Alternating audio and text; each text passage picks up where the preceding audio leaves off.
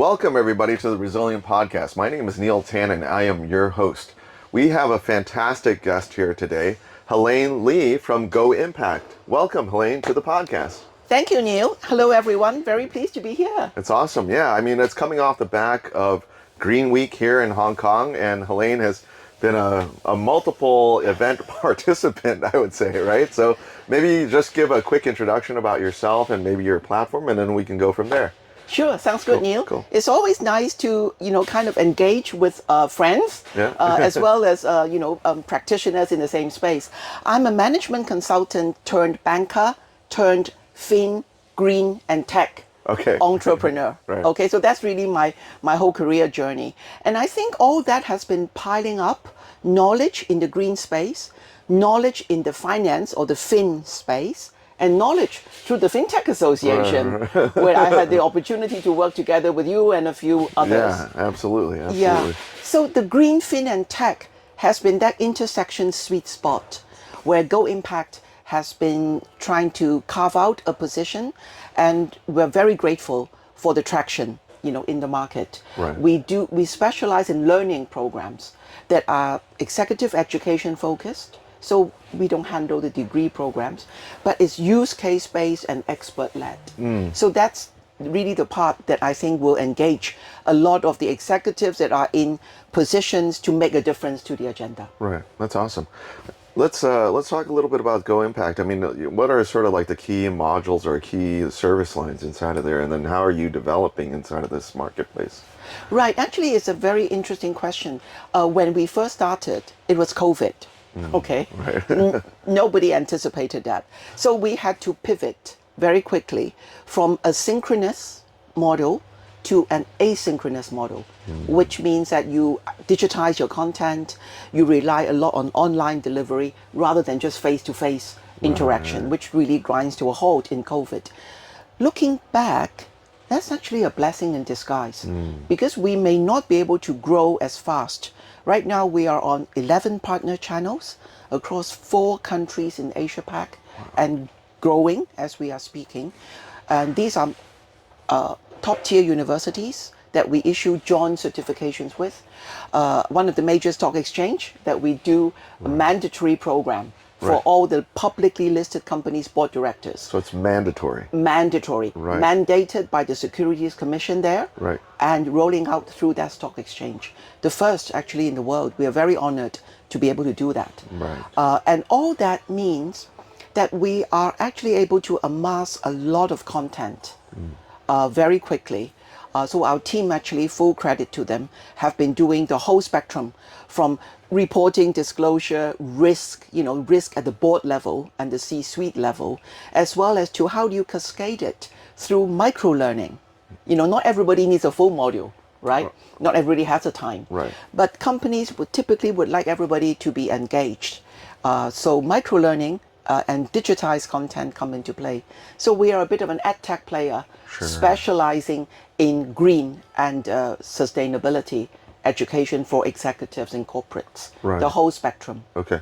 So when you talk about the sort of like green tech space, what are sort of like the key topics inside of that? And, where do you drill down when people actually go in and take that course, or when those RMs have to take those courses? What do they actually learn out of that? Okay, we tend to modularize, they are being divided into different modules. So it's much easier for people to pick and choose.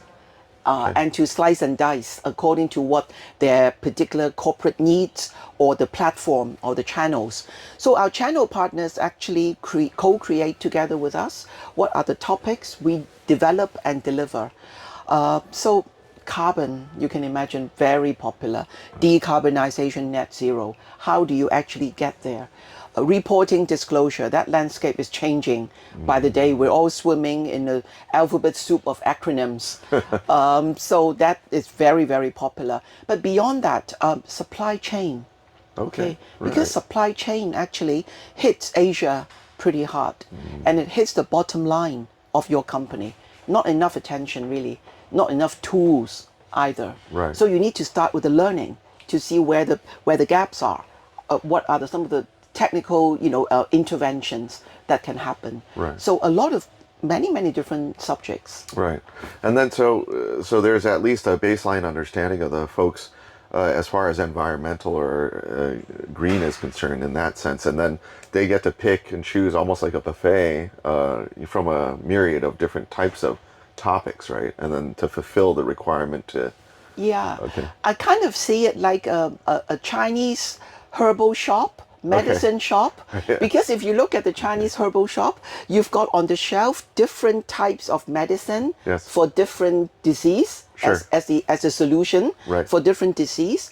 But you need to mix and match, you know, the dosage, you know, and all that. You need to mix and match. And we are sort of like curating all that. But having all that on the shelf that can, you know, can be plug and play. Right. I think that's important because ultimately the enemy in this whole agenda is not our competitors. We're all competing against time. Right, right. You know, you need something fast and you need to have something ready. And that, I think, really is, you know, you look at the Green Week. You mentioned the Green Week last week. Right. The Green Week, actually, many of the speaking engagements that I had there talk about these three subjects: green, fin, and tech, Right. or green fintech, Right. for which Hong Kong is actually very well positioned to claim a kind of leading role, a hub in this, you know, as a financial center with a very strong fintech community, you know, that is, you know, very well supported by the government and other, you know, corporates as well. And of course, the green agenda is very much top of mind for the Hong Kong government. Right. Yeah, actually talk a little bit about your Green Week. You know, there's a lot of different participants, a lot of different subject matters. Maybe just kind of walk through the calendar, because I know there was a number of different areas that was covered, right? So. Yeah, actually, you know, it's sort of similar to what other jurisdictions were going through as well. GoImpact actually do an annual report for the past 2 years already, you know, exploring the green, fin, and tech intersection across 5 jurisdictions in Asia Pacific, including Hong Kong. You know, they are the likes of Singapore, Thailand, Indonesia, South Korea, and so on. And the interesting thing is, I think the Green Week in Hong Kong captures all the 3 elements extremely well. You've got players like the Science and Technology Park, you know, the Cyberport, playing into that tech area and the fintech area.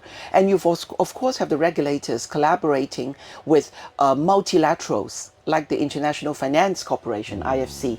So the IFC collaborates with Hong Kong Monetary Authority in terms of the Climate Business Forum. Right. So you have really a full array of key players in the ecosystem, public and private, Right. that can make a difference to moving the agenda. So I'm actually very, you know, positive about the vibes that let's do it kind of mojo. Start moving in the right direction and Action. getting, You know, take we need action. Right. You know, let's do it kind of mojo. Right, right. You know, right. that kind of like defines the territory. Right. You know, and I think there are a lot of collaboration with other jurisdictions as well, because this is not an agenda that is unique to Hong Kong or unique to Singapore or anybody. It's a lot of cross-border, cross-sector collaboration. Right, right. Easier said than done, though. Not a simple task, I would say. No. And where do you see, I mean, I guess actually transitioning a little bit more into sort of your personal journey. Maybe you can talk a little bit about how you started your career and how you ended up like being an entrepreneur and starting off with GoImpact. Okay, long story short, I applied my management consulting skills that I acquired Right. through big consulting giants, okay, to various bulge bracket financial institutions, both a Wall Street giant as well as a European headquartered bank. And I was in strategic roles, you know, as chief strategy officer. And throughout those roles, I actually find that there's a huge momentum of sustainability Right. coming. Sure. A green wave, shall we call Right. it, for lack of a better term, because there's a bit of a backlash on the term ESG. So let's just call it green for simple, you know, for the sake of simplicity. yeah. So back in 2020, I left my banking career and then started GoImpact, believing that there are huge market gaps to be addressed and people won't be ready And as it turns out, people aren't exactly ready. And we feel that education is playing hard to it. So, of course, bridging that education gap is bridging the action gap. Sure. You can't take action unless you are well equipped and have a baseline of knowledge Right. on this. Whether you are an investor, you are a corporate, or as a private citizen, as an individual. So that's how the journey started. And Fast Track now has been like on a curve like this. Right. Because, driven by a lot of, the urgency of climate action that we see. So, the COP discussions are very helpful, I think, rallying government as well as private sector together. But more importantly, there's a regulatory tailwind as well that is blowing very hard across multiple jurisdictions. Right, right. And so inside of your entrepreneurial journey, I mean, what sort of challenges have you faced, and what sort of solution sets did you come up with? Well, when you're in a corporate career, probably your aspiration is one day to be a CEO, right? The chief executive officer. Or in the banking, you're an MD, you reach that status, you are part of the ExCo and all that.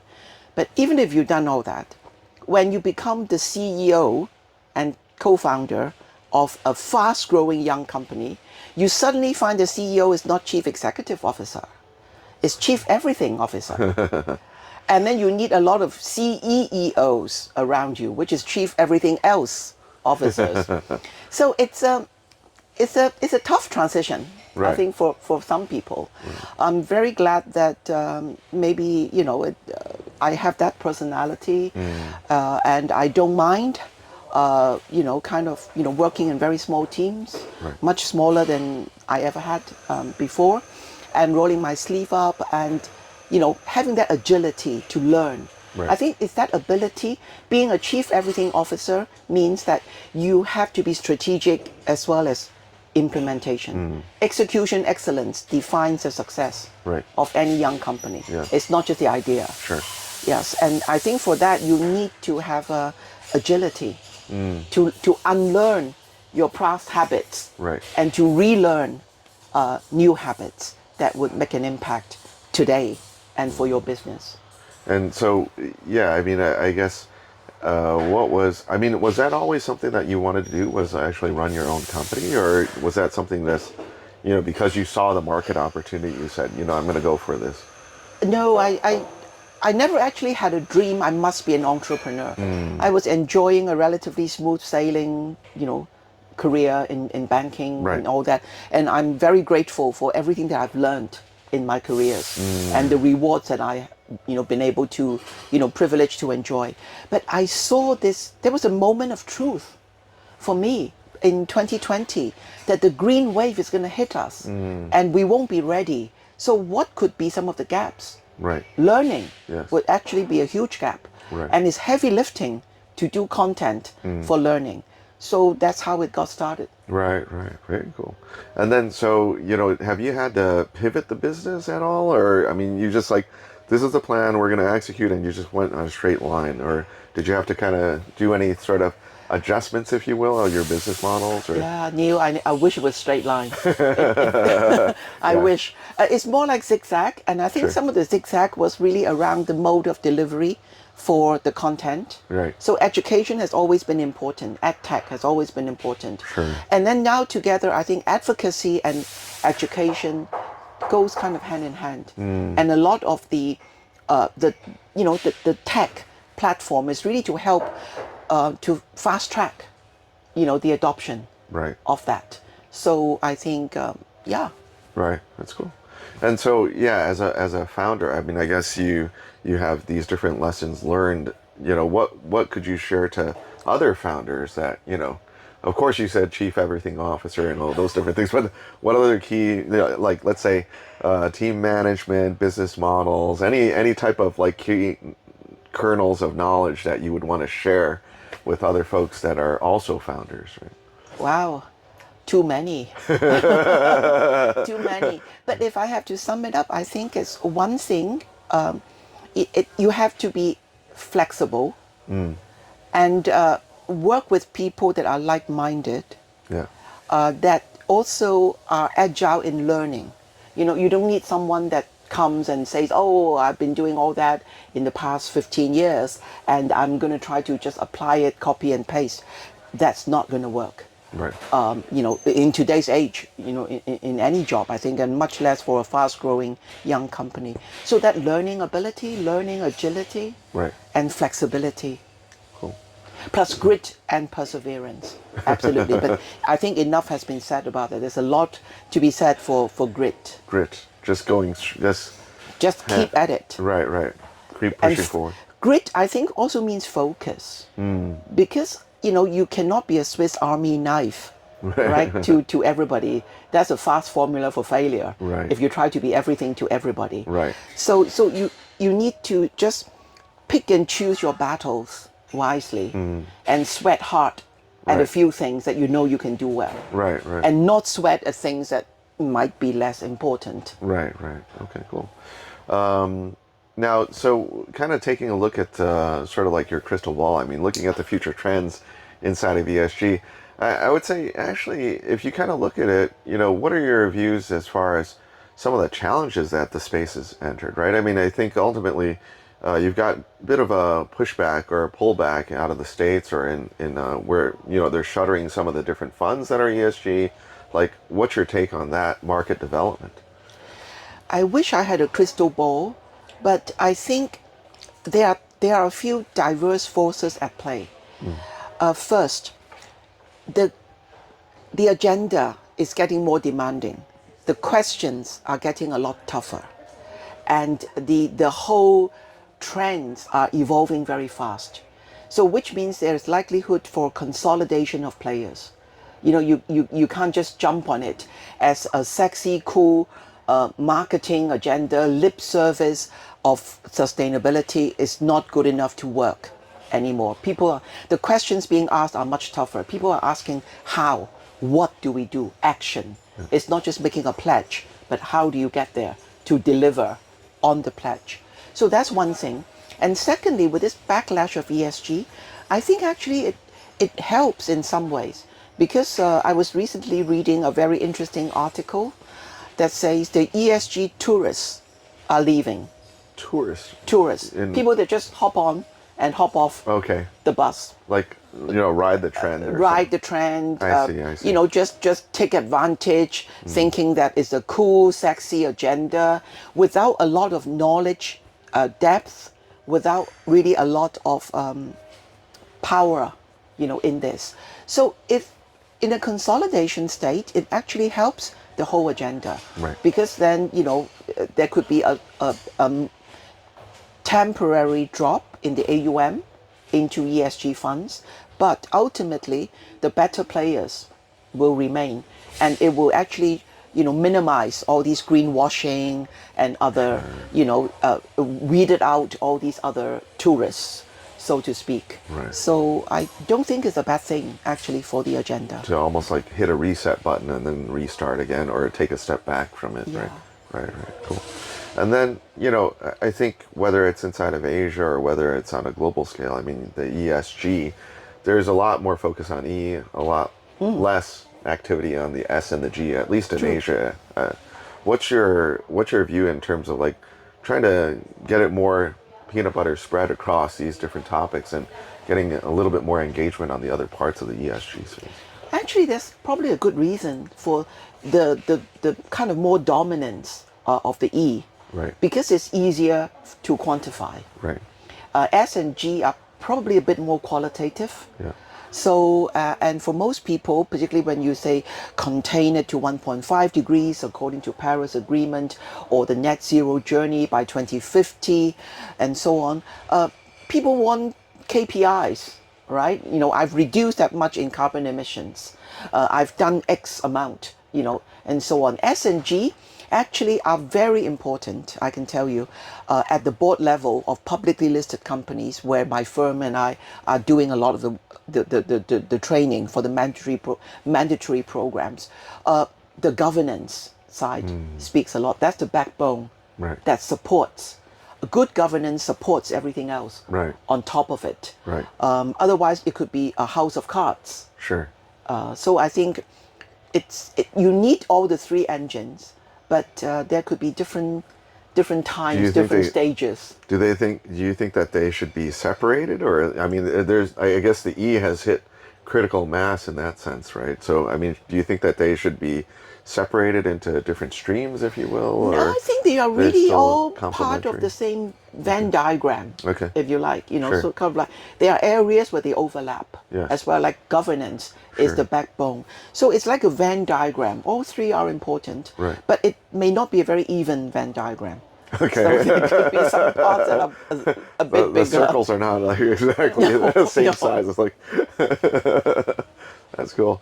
So yeah, just talking about the future. I mean, where do you see the market going inside of the ESG space or inside of the E? I mean, especially inside of the area that you cover or in general. Like, Well, as I was mentioning before, and to your earlier question, I think that consolidation process will take place. Okay, because the demands are higher, the market is getting much more knowledgeable. Your clients are getting more knowledgeable. The questions being asked are much tougher than ever before. So apart from the consolidation, I also firmly believe that intersection of green, fin, and tech will be the sweet spot where the agenda can really move forward. You need the capital, definitely, but you also need the technology to accelerate and fast track it.